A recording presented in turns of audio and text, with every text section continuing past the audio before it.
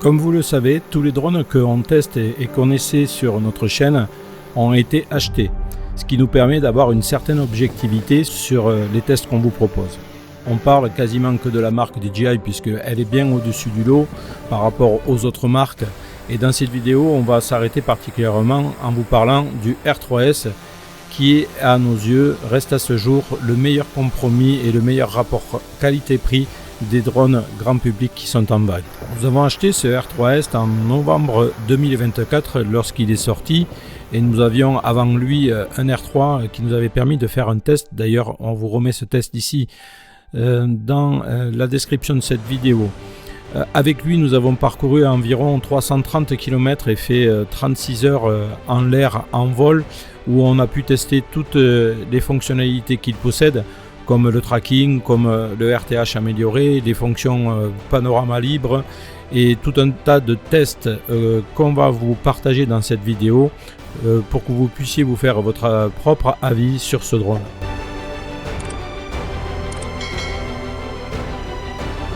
Ce R3S a beaucoup de points forts comme sa facilité d'utilisation, sa résistance au vent, sa vitesse, son faible poids et encombrement, et malgré tout il possède dans ses fonctions la plupart des fonctions identiques à celles des drones qui sont au-dessus de lui, c'est-à-dire des Mavic, et son capteur 1 pouce aussi enfonce sa force pour des captures d'images fabuleuses comme celle que je vous montre ici.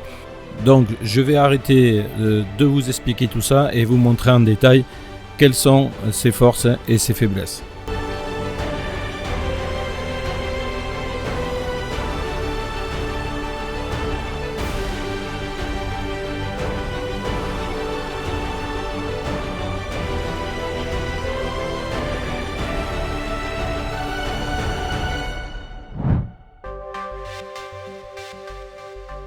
Alors autant commencer de suite par les mauvais côtés et les choses négatives qui nous sont arrivées avec lui. La première des choses qui nous est arrivée, ça a été cette panne au niveau de l'objectif 70 mm qui n'arrivait plus à faire le net. Alors peut-être est-ce que c'était dû au rajout de l'objectif grand angle qu'on avait mis dessus. On n'a pas su le fin mot de l'histoire et puis cette erreur donc vous avez le code ici. Code objectif de la caméra, redémarrer l'appareil, nous avons fait plein de manips, rien n'a changé. On a renvoyé le drone chez DJI et ça a été vite réglé puisqu'ils nous en ont renvoyé un tout neuf qu'on a eu à sortir de l'emballage. Et on a eu aussi le même souci lors d'une mise à jour sur la RC2 puisque au bout d'un moment elle ne redémarrait pas et elle nous mettait un écran noir. Donc voilà les deux seules pannes qu'on a eues. Dans les deux cas, DJI nous a remplacé directement les appareils sans qu'on demande quoi que ce soit d'autre.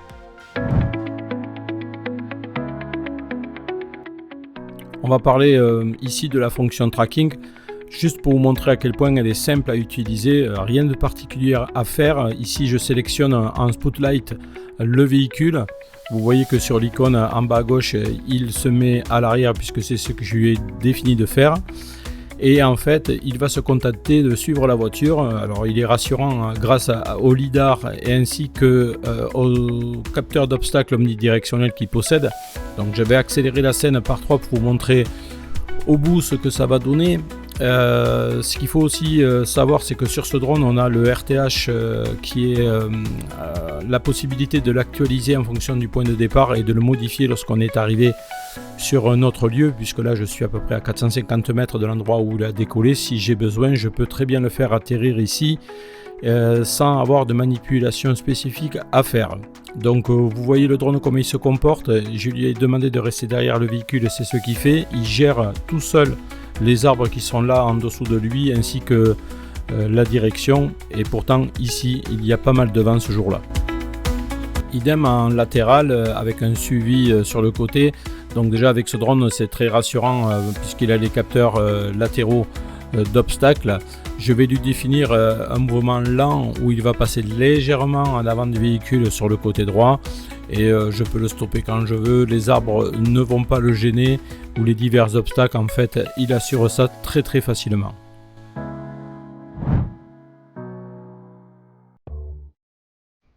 Maintenant, ce qu'on va faire, c'est que je vais démarrer le R3S, prendre mon petit micro et vous montrer diverses situations sur le terrain afin que vous vous rendiez compte de ses capacités et on va les analyser au fur et à mesure que cette vidéo avancera.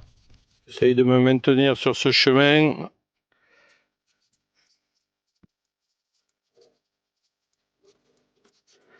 Alors, au niveau de la détection des obstacles, il est très agile parce que, en fait, il est petit, plus petit en tout cas qu'un Mavic, et il est très agile. Et en fait, avec le lidar, il y a une protection régulière sans devoir forcer. Alors, je sais pas où je vais, hein, je m'avance sur ce chemin.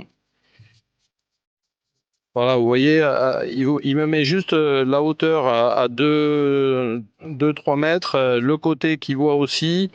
Il va me prévenir de toute manière s'il y a des trucs qui craignent. Parfois, il passe en rouge. Voilà, comme ici, il a vu quelque chose qui l'a dérangé, mais il est très agile. On va voir là comment il réagit. Voilà, il l'évite tout seul. Et c'est vrai que c'est très pratique quand on vole.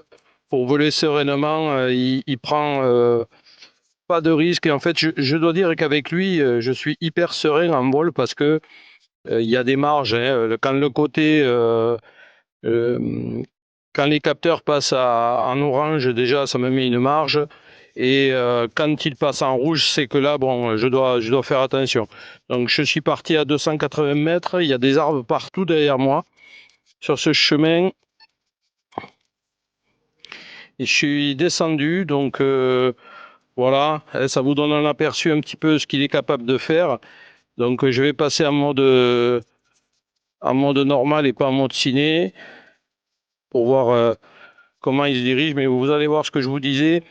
Voilà, là il me dit que c'est un peu bas, il y passe tranquille, il me met des alertes à droite, à gauche, mais il n'y a rien qui dérange. C'est vraiment, il est vraiment hyper serein à voler dans ces cas-là.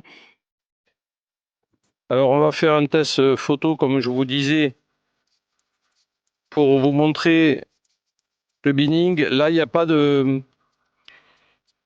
contrainte particulière au niveau de l'éclairage. J'en fais une ici avec les ombres. Ouais, je la laisse en 16 neuvième et je vais mettre du 12 mégapixels et on va comparer les deux. Les ombres auront peut-être bougé, je ne sais pas s'il l'a prise. Ouais, il l'a prise, j'en ai fait deux, c'est pas grave. C'est pour vous montrer la différence qu'il va y avoir. Alors autant sur les premières versions, quand il est sorti le R3S, il avait certaines lacunes à ce niveau-là. Autant là, c'est vrai que depuis les dernières mises à jour, il a fait d'énormes progrès. C'est peut-être aussi avec l'arrivée du Mavic 4, pardon. Mais ouais, il a fait de très beaux progrès.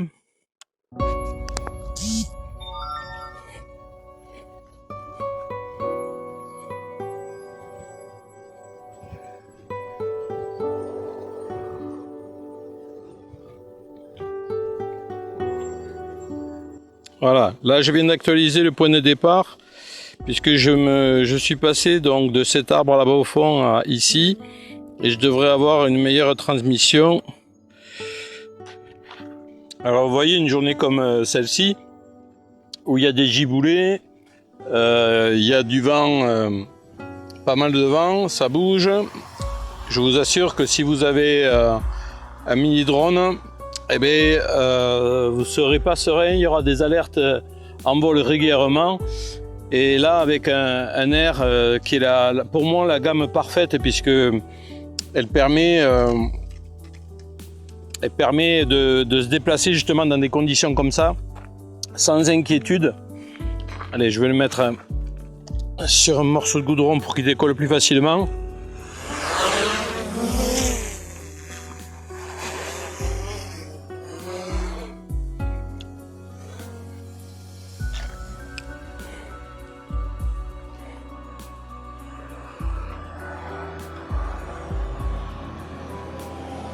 Alors je veux m'amuser à passer dans cette vigne pour voir comment il réagit. Je l'ai sous les yeux, donc c'est pour ça ici c'est pratique. Je le mets en mode ciné aussi. Voilà, là il me met des alertes. mais il avance, il fait son boulot.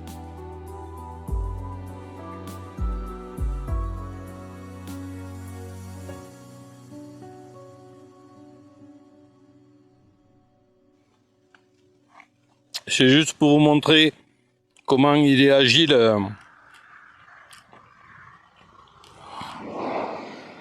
Dans ces endroits comme ça. Alors ouais, il me met des alertes de partout. Comme quoi Shiba, alors vous savez, on peut les enlever les alertes. Si je me mets en mode sport, les alertes disparaissent.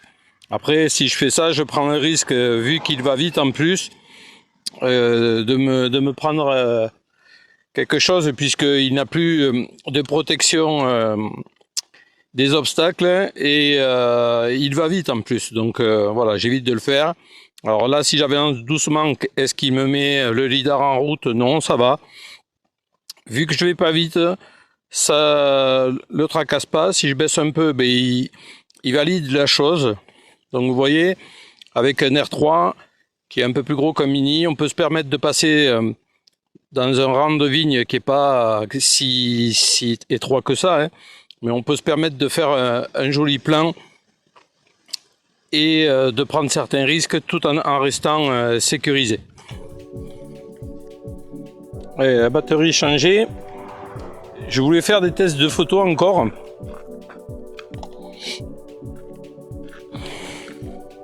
J'attends que le départ soit actualisé. Ben, c'est bon, c'est fait. Alors je vais pas aller loin. Je vais juste prendre ce bout de ciel bleu, voir la différence qu'il va y avoir avec les deux.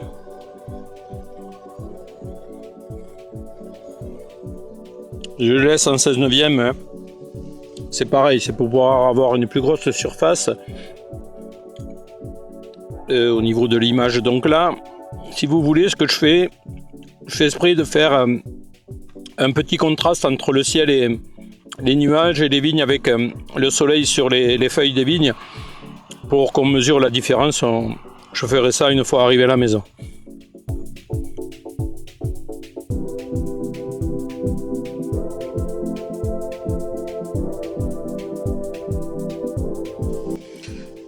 Alors, il y a aussi la possibilité de le faire en auto-bracketing. Celui-là, il nous donne 3 ou 5 photos. Je vous montre comment ça fait. Je vais faire au même endroit, comme ça, je prends du ciel bleu exprès. Hein. Donc, il fait 5 photos du même endroit. Il va les faire très sombre et très clair et faire 3 niveaux intermédiaires avec au milieu le niveau à peu près normal. Ça va rajouter énormément de piqué à l'image en surexposant 5 images. Donc n'hésitez pas aussi à vous servir ce genre de choses quand vous voulez faire vraiment un piqué très spécial sur une image particulière.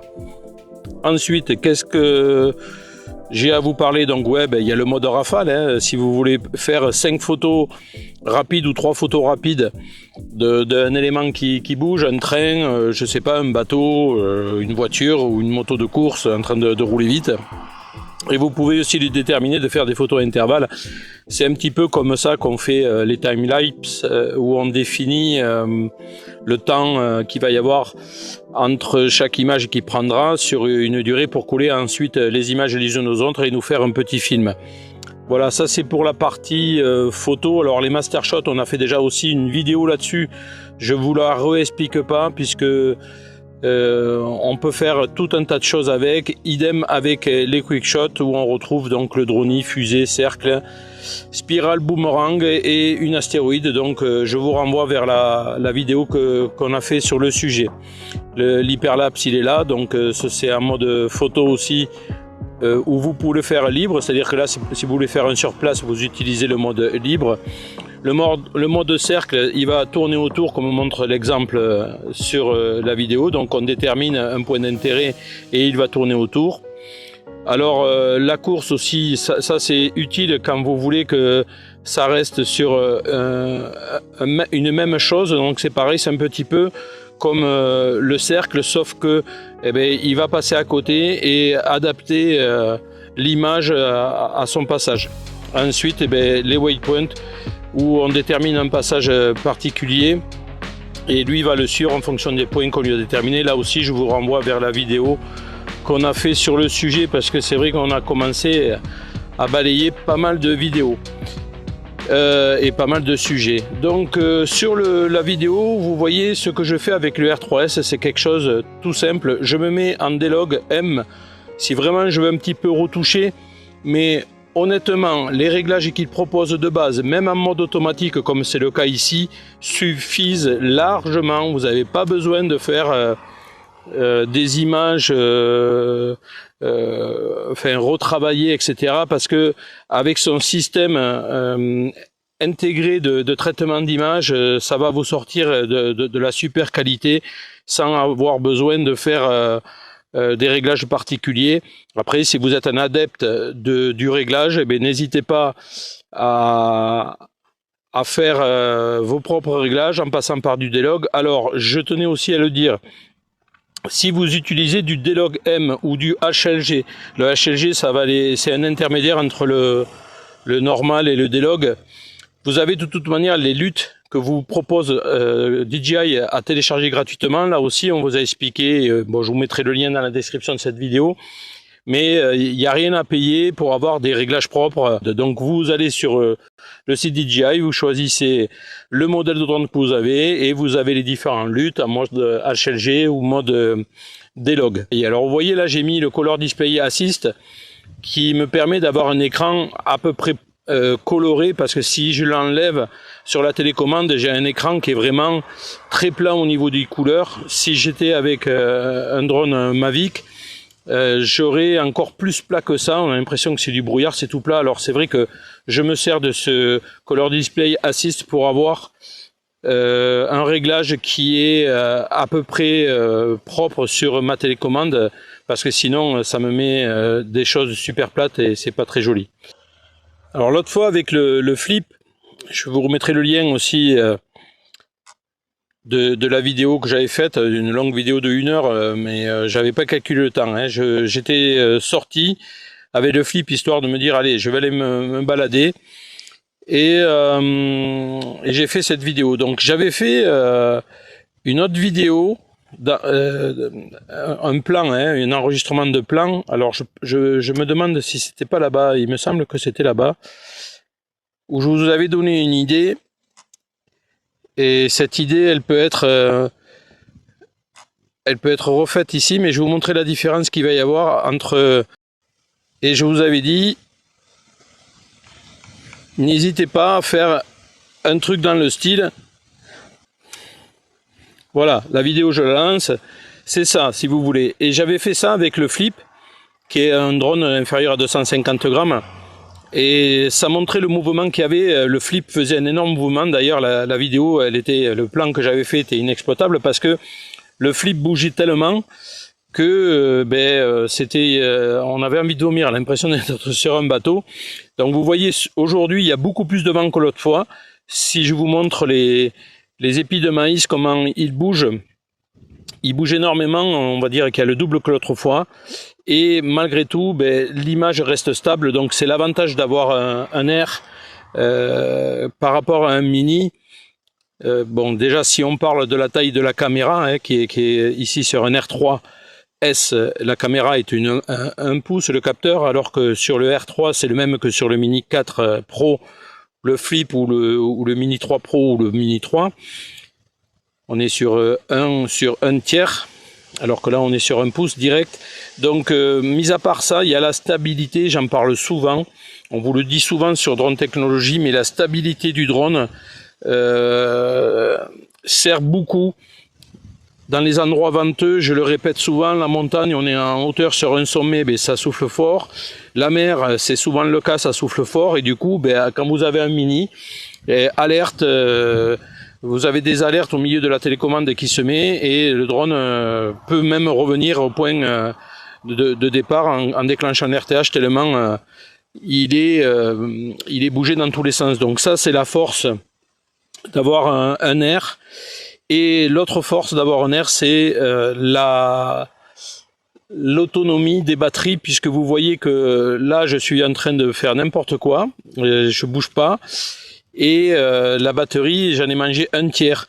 Quand on est avec un mini et qu'on s'amuse à faire ce genre de choses, on a mangé la moitié de la batterie et il ne reste plus grand chose. Donc il faut être beaucoup plus préparé et optimisé quand on est en train de faire une vidéo avec ou quand on veut faire des vidéos avec un mini, parce que on aura tendance à manger beaucoup plus facilement de la batterie et pouvoir moins en profiter. Voilà, je suis en train de me balader en même temps que je vous parle, hein, je fais mon marché. Ouais, je revenais de là-bas tout à l'heure. Donc vous voyez là, je suis en mode ciné. Si je passe maintenant en mode normal, il est quand même aussi, et ça c'est encore une autre des forces des R, c'est la rapidité. En mode sport, je me souviens plus la vitesse à laquelle il va. Bon, c'est sûr que là, si j'ai du vent en face, il va pas aller très vite, mais bon, il se débrouille très très bien, beaucoup mieux que peut se débrouiller un mini. Ouais, là je suis encore derrière la colline. Je vais revenir parce que sinon, ou je vais prendre de l'altitude tout simplement. Voilà, comme ça je vais le retrouver. Voilà, j'ai 4 barres. La capacité de ce drone à aller vite, son poids, qui est un petit inconvénient si vous faites de la randonnée et que vous le mettez dans un sac, mais qui est une force. Vous voyez, même lui me met une alerte de vent fort. Alors imaginez un mini. Là, avec un mini, c'est pas la peine. Je suis rentré direct à la maison. Là, je dois avoir des rafales à 70, à peu près 60-70 km/h. Là, avec un mini, c'est quasi impossible de voler. Donc voilà, ça c'est les forces de l'air. Je dois dire que ce drone, c'est un régal de l'embarquer avec moi partout. C'est mon drone de prédilection, c'est mon drone préféré. La qualité d'image est là, la facilité de vol, l'exécution de toutes les manœuvres que je fais, il est sûr. L'autonomie, la RC2 que j'ai dans les doigts là, avec l'écran, sinon la RC N2. Il est compatible aussi avec la RC Pro 2. Et en fait, toutes ces choses font que le R3S reste pour moi aujourd'hui, rapport qualité-prix, le meilleur drone qu'il y a sur le marché. Alors vous voyez pourquoi je passe du coq à l'âne, pourquoi je m'approche d'ici. Je vais aller essayer de faire ce que je vous disais tout à l'heure, puisque là il y a de l'image, il y a de la lumière et on voit le vent. Et ouais, c'est rare que lui me mette alerte de vent fort.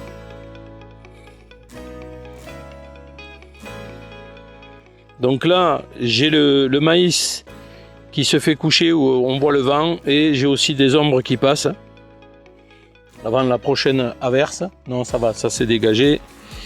Ça peut être une petite vidéo, un petit plan. Alors pensez à ça aussi. Vous voyez là ce que je suis en train de faire, je reviens face au vent. S'il me reste pas beaucoup de batterie, ça peut être quelque chose qui est très contraignant. Donc s'il me reste pas beaucoup de batterie et qu'il m'a déclenché un RTH et qu'il est loin de vous, vous faites une chose toute simple pour gagner de la vitesse. Vous voyez, plus je descends, plus il accélère parce qu'il prend moins de vent. Là je suis à 50 km/h, enfin, j'étais à 49 parce qu'il avait moins de prise au vent. Pensez à faire ce genre de choses aussi. Quand vous êtes loin avec un RTH qui se déclenche, allez hop, je baisse mon altitude et je vais gagner de la vitesse. Alors voilà, il vole à 50 km/h. C'était pour faire un petit essai. Si je me mets avec le vent à peu près derrière, parce que il souffle assez aléatoirement. On va faire comme ça. Allez, c'est parti. Je suis en mode sport.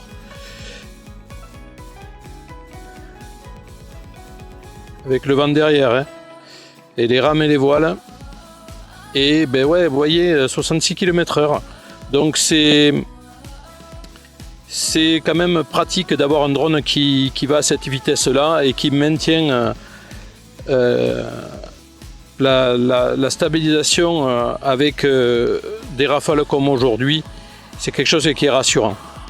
Et vous voyez, je fais l'idiot, je fais n'importe quoi, mais il me reste 40% de batterie. Je l'envoie loin. Oui, alors il me met une alerte parce que je la connais cette zone. J'ai vérifié qu'aujourd'hui il n'y avait pas de manœuvre militaire, donc ça c'est souvent le cas quand on vous met ce genre de pop-up au milieu de la radiocommande. Vérifiez bien que vous n'avez pas de manœuvre ce jour-là parce que ce sont des zones militaires. Je suis du côté Mont-de-Marsan-Pau et dans le sud-ouest de la France, et donc ils viennent régulièrement faire des manœuvres. Vous voyez là, je suis loin, hein, j'arrive même plus à le voir. Mais bon, il bronche pas. J'ai 5 bars à fond parce que je suis sur un point haut et que je maintiens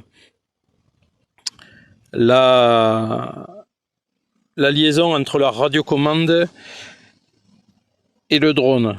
Donc je continue à parler parce que je voulais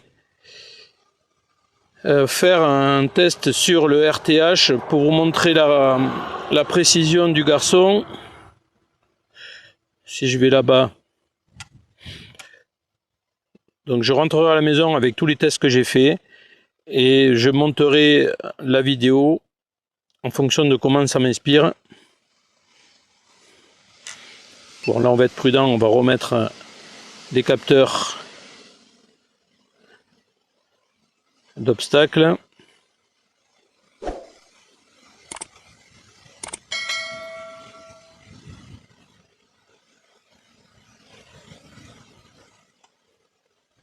Voilà, il déclenche le RTH. Je le confirme parce que c'est ce que je voulais faire. Et par contre, je vais voir un petit peu. C'est un RTH amélioré. Vous voyez, de toutes les manœuvres que j'ai faites, je suis allé au fond, je suis revenu, j'ai tourné, je suis monté au départ vers la vigne qui est derrière moi là-bas, qui est derrière ces arbres que vous voyez là où il se dirige. Et bien lui, il a actualisé ma position et il ne refait pas le passage idiot. Il prend pas de l'altitude non plus bêtement. C'est ça le RTH amélioré. Là aussi, je vous ai fait, on vous a fait une vidéo là-dessus. Vous allez voir comment il se comporte quand il va arriver au niveau des arbres, parce que il va bien s'apercevoir que je suis derrière les arbres. Alors vous voyez, il fait une montée, là il va continuer à monter. Peut-être qu'il risque de passer même en dessous, je ne sais pas ce qu'il va nous faire. Je le découvre avec vous. Donc là, cet arbre, ça le gêne pas, il y passe par-dessus et il vient là. Vous voyez, c'est ça le RTH amélioré. C'est une sécurité qui est vraiment très bien. Allez, je coupe, on se retrouve plus tard.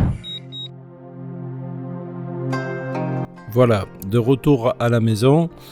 Pour confirmer ce que je vous disais sur le terrain, j'ai retrouvé une vidéo que j'avais fait il y a plus d'1 an avec le R3 et le Mini 3 Pro. Il y avait, on va dire, des petites rafales de 30 km/h à peu près. Il n'y a qu'à regarder le maïs qui est derrière.